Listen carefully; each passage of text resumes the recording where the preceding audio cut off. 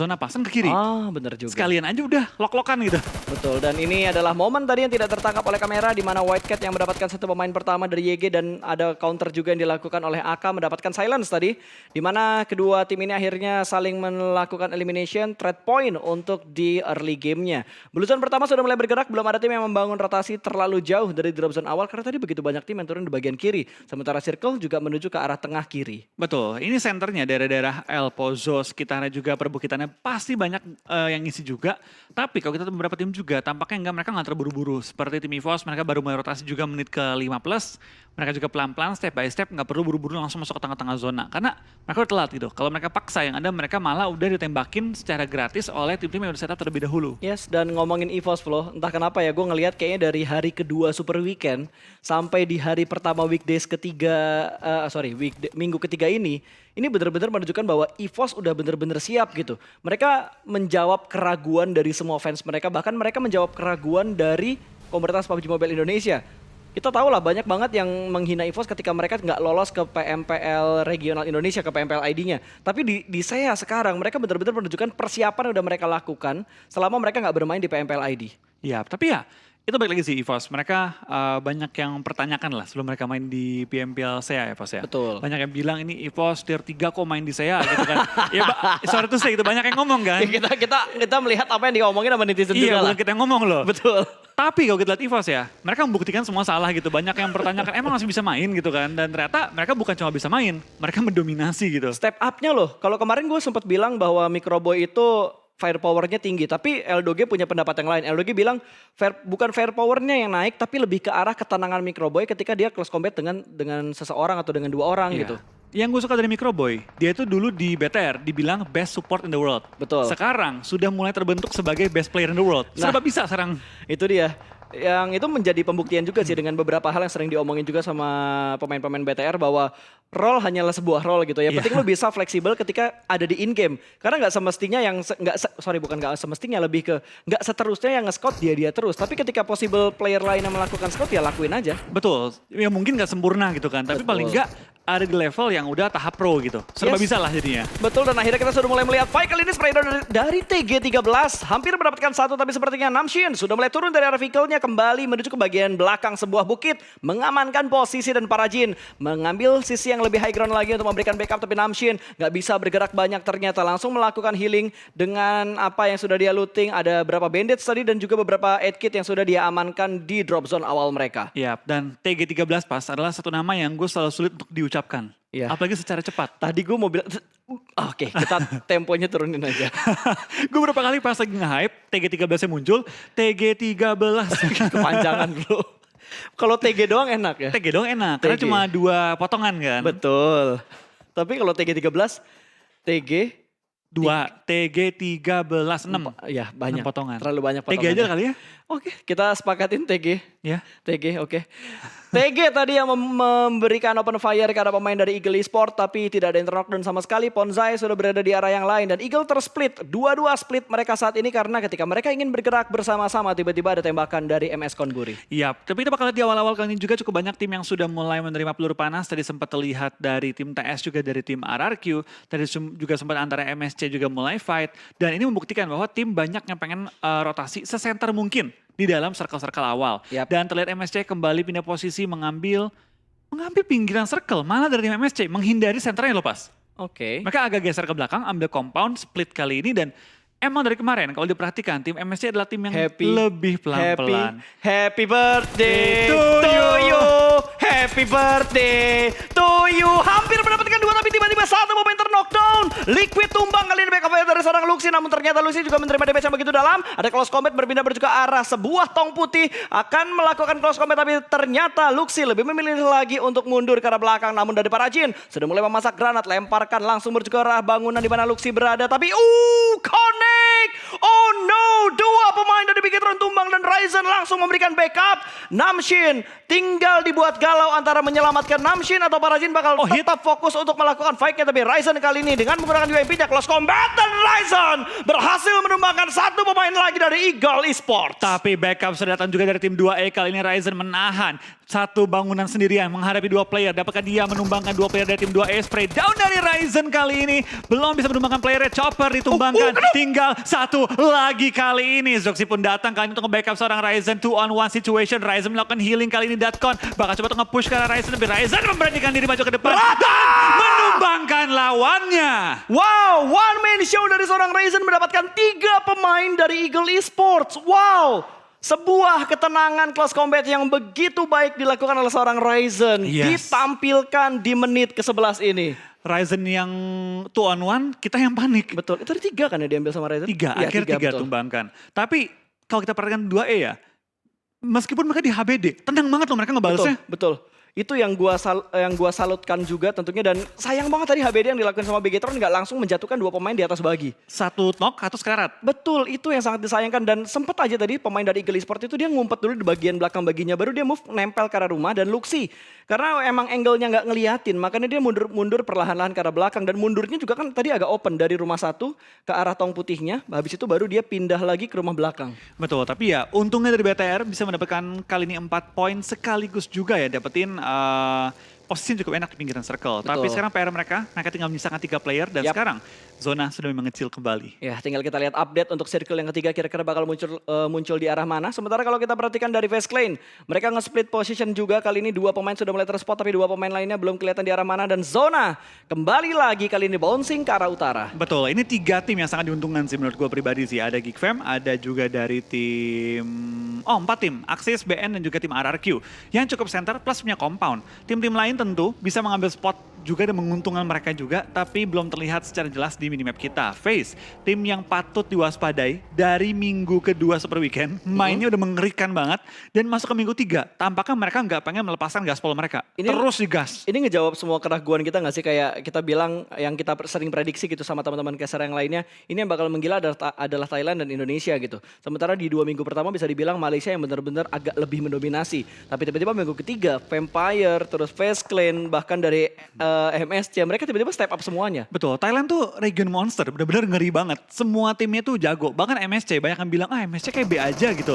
Minggu ketiga membuktikan kita salah, tapi ternyata dari tim RRQ pengen pindah posisi malah bertemu dengan tim Axis yang langsung meng-HBD. Player dari tim RRQ, Nerveko pun tertumbangkan, tapi ada juga balasan datang dari tim RRQ. Mort masih bisa diselamatkan, pelan-pelan merangkak. Tinggal Asa seorang diri kan bertahan di bagian perbukitan. Ya ternyata Happy Birthday bisa terjadi di Cicakar juga ya. Gue kaget banget tadi, gue aja ngeliatnya kaget, apalagi RRQ yang ngalamin hal tersebut. Gue rasa RRQ kaget banget gitu. Sementara Asa sekarang bakal dibuat galau antara dia revive atau dia mencari tempat yang lebih aman lagi. Tapi sepertinya Asa bakal mundur ke arah belakang, dan kita berpindah menuju ke arah tim Secret, di mana kali ini V-Gaming berhasil mendapatkan 1 pemain dari tim Secret. Di arah belakang masih ada lagi, langsung dikontrol angle-nya dengan seorang Chua, dan Chua masih belum bisa mendapatkan korban berikutnya ke arah tim Secret. Iya, kita bakal lihat dari tim Secret juga harus perang di pinggir circle menghadapi tim VGM, tim yang pastinya butuh banget poin kali ini. Lemparan bom belum menemukan targetnya, Chua pun akhirnya nge-flank tapi belum bisa ditumbangkan oleh seorang Fredo, membuka kesempatan off angle dari tim VGM kali ini oleh seorang Chua. Tuan, Porsche masih bersama juga. Betul. Kit pun masih kena di belakang, nggak akan bisa di-revive sementara waktu ini. Ya, itu susah banget buat di-revive, tapi kita lihat dari Chua, dia bakal memasak granatnya, lempar ke arah kanan atau ke arah kiri, dia bakal lempar menuju ke arah sebelah kiri, di mana ada Fredo.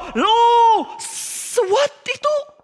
Splash damage-nya masuk ternyata, dan mobilnya pun tergeser. Berpindah menuju ke arah sebelah kanan, kali ini bakal menghadapi korban yang berikutnya. Bahkan dari seorang Chua tanpa melakukan healing berhasil mendapatkan 1 kembali. Front shoot! What? Chua! Refleks yang begitu tajam menumbangkan Fredo juga kali ini dari seorang Chua. Chua masuk maju ke arah depan, belum kena knock sama sekali, dan TS tinggal menyisakan seorang iShoot setelah di flick sama Chua. Gue kaget banget dengan apa yang dilakuin sama Chua tadi dengan low HP loh. Dia begitu tenang untuk menghadapi 2 pemain dari tim Secret. Namun ternyata EVOS jadi fight mengganggu dari belakang. Tapi sepertinya dari V-Gaming mereka bakal fokus kembali menuju ke arah tim Secret. Hanya tinggal iShot seorang diri di area sini. Masih dicari keberadaannya, dan sepertinya Tuan tidak tahu kalau di balik mobil sana, di samping mobil itu masih ada 1 pemain lagi. Tapi tiba-tiba dia nongol bakal ke spot. Kali ini Linpick tipis, dan ternyata iShot berhasil mendapatkan 1, namun backup dari Chua lagi-lagi berhasil menyelamatkan posisi dari V-Gaming. Gaming, ini MVP-nya Chua buat Iya. fight barusan. Itu flick dia benar-benar membuat tim Secret speechless banget. Mereka kira ini udah auto dapat poin. Tiba-tiba di flick sama Chua dapetin 2 player dan langsung membuat pertahanan dari tim Secret itu buyar. Gue kaget banget dengan apa yang dilakuin sama Chua tadi. Low HP, tapi dia bisa cukup tenang. Tapi di arah lain ternyata EVOS bertemu dengan Bigetron. Oh no, ini bukan hal yang ingin kita lihat. Tapi fair play harus tetap dimainkan. Di mana satu pemain dari Bigetron termakan oleh Blue Zone Luxi. Terknockdown begitu saja. Tapi di arah lain di bangunan bata kali ini YG akan bertarung dengan Onyx. Granat sudah mulai dimasak, lempar ke arah dalam. Kali ini akan dilemparkan kembali bercukup bagian luar. Splash damage masuk, hanya masuk sedikit saja damage-nya bercukup ke arah Lord. Tapi Lord masih bisa bertahan dan kembali lagi masuk ke dalam bangunan bata tua ini. Betul, zona kali ini pasti akan mengikis cukup banyak tim dan terlihat satu persatu player mulai berjatuhan kali ini. Lord pun tertumbangkan. Nggak Tamio bisa. seorang diri bakal bertahan tapi Lord langsung auto di knock end. Tamio last player standing bertahan menghadapi tim Onyx. Spray down dari arah gudang tapi tidak bisa bertahan lebih lama. YG dipulangkan ke arah lobby di posisi ke-14 hanya membawa 1 poin eliminasi. Betul sekali, YG dipulangkan. Sudah ada 3 tim yang dipulangkan dan menuju ke arah lobby. Kali ini kalau kita perhatikan dari EVOS, mereka langsung bergerak kembali untuk maju ke bagian dalam dari zonanya. Sementara Zuxi yang sudah mulai terspot, Bigetron hanya menyisakan seorang Zuxi. Tembakan dari arah belakang, KF mencicil damage dari seorang Zuxi. Tapi Zuxi sepertinya bakal bertemu dengan MSC.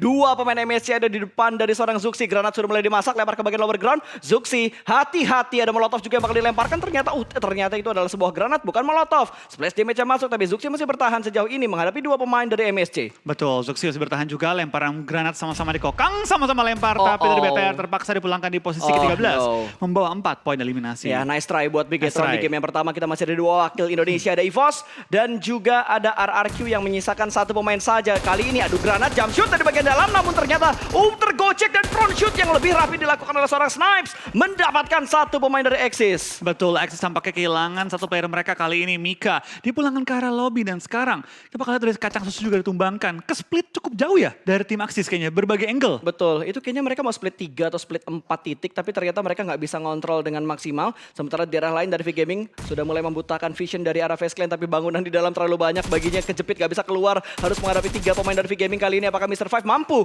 menghadapi pemainnya cukup banyak dari V-Gaming, dari Face Clan yang sudah set up di bagian dalam kali ini. Iya, tapi dari V-Gaming sadar bahwa mereka tinggal berdua menghadapi 4 player. Mereka bakal back off dan coba mengambil pinggiran circle lainnya. Tapi di depan mereka juga ada tim EVOS yang melakukan setup tepat di ujung circle juga di area gudang bata. Membuat VGM kali ini opsinya nggak terlalu banyak pilihan tersedia. Mau nggak mau mereka kayaknya harus coba terobos sih. Ya, mau nggak mau harus diterobos gitu aja. Ini pinggiran zona di bagian selatan ramai banget. Bahkan EVOS pun berhasil mengganggu pergerakan yang dibangun oleh V-Gaming saat ini. Dan Onyx, wow, rotasi mereka di tengah-tengah 2 tim tapi masih cukup nyaman sejauh ini. Mereka mengambil sebuah bangunan kecil di arah yang cukup padat. Baru dibilang area mereka padat, tapi tiba-tiba ada tembakan kejutan dari Geek Fam. Bahkan rotasi, bukan rotasi tapi setup dari Geek Fam benar-benar meluas. High ground controlnya ditinggalkan 1 orang. Betul, tampaknya kita bakal lihat juga dari tim Indonesia kali ini ya. Dari tim EVOS, masih ada 3 player mereka. Masih cukup kuat untuk bertahan di pinggir-pinggir zona. Tapi dari Capone bakal maju ke arah depan,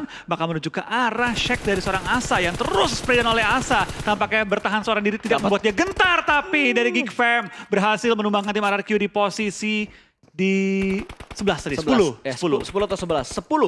10 ya, nice try tentunya untuk RRQ. Berarti tinggal EVOS wakil Indonesia yang ada di game yang pertama kali ini. Bagian tengahnya itu jalan raya, bener-bener area kosong banget, tapi cukup banyak area high ground yang ada di sekitar sini. Betul, kita bakal ini cukup banyak ada bagian lekungan dapat diisi, tapi dari Geek Fam sudah melakukan setup yang begitu rapi pas. Bahkan sudah naik ke atas bukit, sudah split juga, membuat tim-tim lain tuh jadi makanannya mereka kalau ada di bagian low ground. Betul, dan Face Clan kali ini Vintores akan menghadapi 2 pemain dari APG. Cukup dekat jaraknya dari Vintores akan segera mundur ke arah belakang sedikit mengambil bangunan bukit yang lebih nyaman lagi dan terspot begitu saja. Zero mendapatkan 1 pemain dari Face Clan. Vintores menjadi korban dan Todike memberikan backup langsung begitu saja dengan sangat cepat. Bir 11 di bagian belakang juga memberikan supportnya dan berhasil mendapatkan 1 trade talk pun terjadi. Ada tembakan dengan yang bebas angle-nya dari seorang Tonike namun tercover dengan sebuah smoke dan masih bisa bersembunyi dengan vehicle yang dipunya oleh APG, tapi incar saja mobilnya. Lempar lagi molotovnya, dibatasi pergerakannya kembali oleh Face Clan. Sementara di bagian sana masih galau dan Zero pun akhirnya ikutan tumbang juga. Iya, APG tinggal 1 player tersisa kali ini. 27S bertahan di balik kendaraan sudah meledak. Coba untuk memberikan fire juga. Dia nggak masuk ke arah zona dan langsung naikin juga sama seorang Bir 11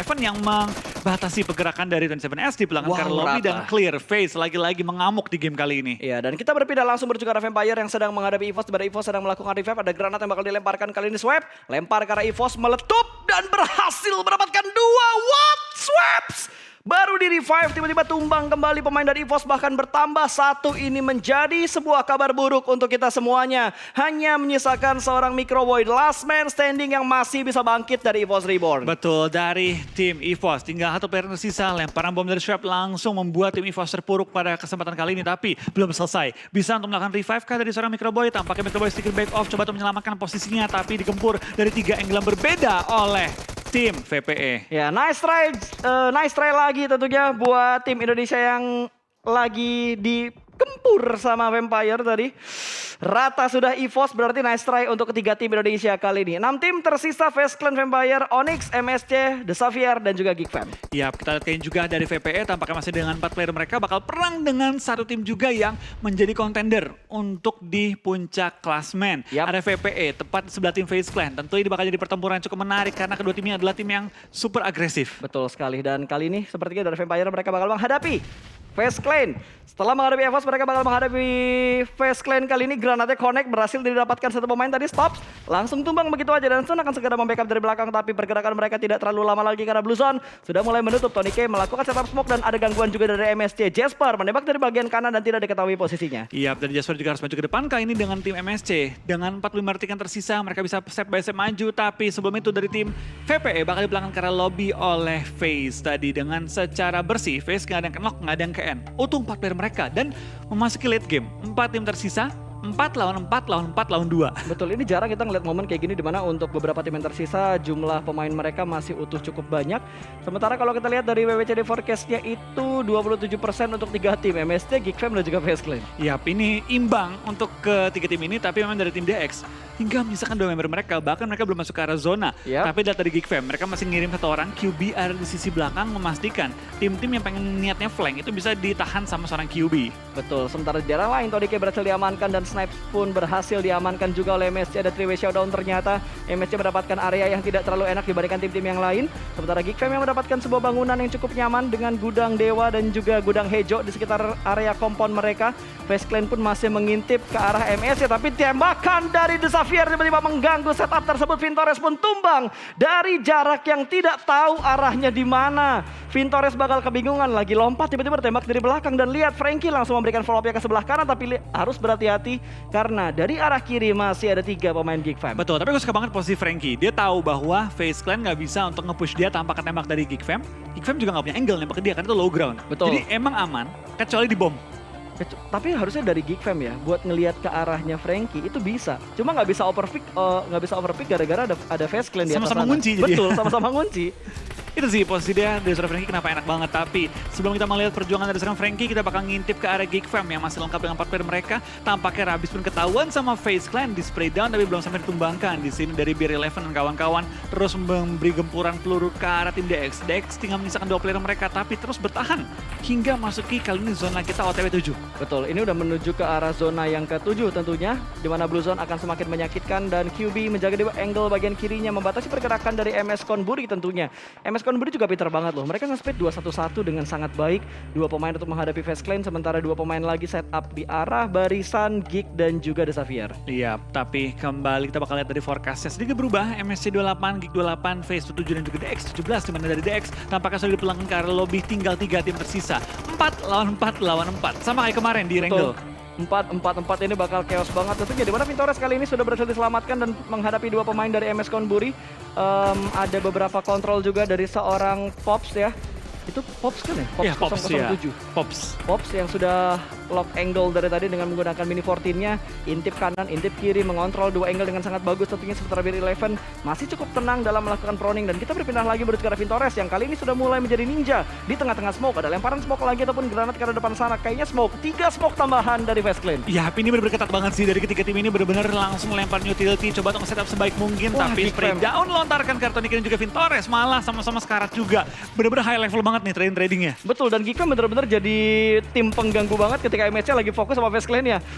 Dan kali ini granat sudah mulai dimasak kembali ke arah Face Clan. Apakah bakal connect mendapatkan 1 pemain kah kali ini? Belum, ternyata hanya splash damage karena 2 pemain dari Face Clan, dan Vintores lagi-lagi darahnya cukup low. Kembali lagi tarik mundur ke belakang untuk melakukan reset formasi. Iya, dari ketiga tim ini ketat banget, sama-sama tahu limit, sama-sama tahu angle shoot yang tepat, dan sama-sama nggak bisa knock. Semua tuh sangat sekaratin Mas, tapi nggak ada knock-knock dari tadi. Tapi udah mulai agresif loh, Gika udah mulai maju dan langsung melakukan spin bertukar arah MSC. Kali ini TG langsung melakukan proning dan bersembunyi di balik sebuah Vicky langsung udah mulai meletup. Tapi QB angle-nya terspot. Satu tumbang dari Geek Fam, bahkan dua tumbang dari Geek Fam. Menjadi malapetaka karena ada tembakan juga dari Face Clan yang ada di arah high ground. Tapi di arah lain Geek Fam berhasil mendapatkan satu. Demrut lagi-lagi memberikan tekanan, namun ternyata Demrut juga terspot dari arah kanan mereka yang begitu terbuka. Pops juga bakal langsung memberikan backup, sementara Snipes yang ditinggalkan di bagian belakang memberikan tekanan yang menuju ke arah Face Clan. Betul, dari Snipes yang tugasnya di sisi belakang tampaknya harus menghadapi juga kain dari tim Face. Face-nya dari bawah ada yang kenok-kenokan terjadi, langsung maju ke depan, pengen mengambil keuntungan juga. Spray down dari Snipes menuju ke area MSC, belum dapat menemukan lawannya, tapi kembali membuat dua player sekarat banget kali ini. Face punya chance maju ke depan, tapi Vintores jatuh kenok kali ini membuat dia sekarang dalam posisi perlu diselamatkan. Betul, itu kayaknya dia lagi kegirangan deh, lagi kegirangan mau ngepick, tiba-tiba dia nggak sadar jatuh dan dia termakan oleh damage jatuhnya dia. Kasihkan lompat. Betul, nah ini dia ada proses turun juga, ternyata ditembak dan lengah lagi-lagi Geek Fam mendapatkan sebuah keuntungan dengan sebuah angle tipis yang dimiliki oleh seorang Snipes. Sebuah confirm elimination juga berhasil diamankan oleh seorang Snipes. Ini namanya mereka nggak ngincer WWC dan mereka mengincar point elimination dan berhasil mendapatkan satu lagi dan Snipes pulang karena blue zone. Geek Fam pun rata kali ini, tinggal Face versus MS Konburi. Betul, tapi dari tim MS Konburi bisa berterima kasih kepada seorang Snipes menumbangkan dua player dari tim Face dengan spray down yang begitu sakit, langsung headshot. Dan sekarang kita bakal dari seorang Beer Level bakal tumbangkan dan MSC bakal dapetin WWC di game kita yang pertama. Winner chicken dinner untuk MS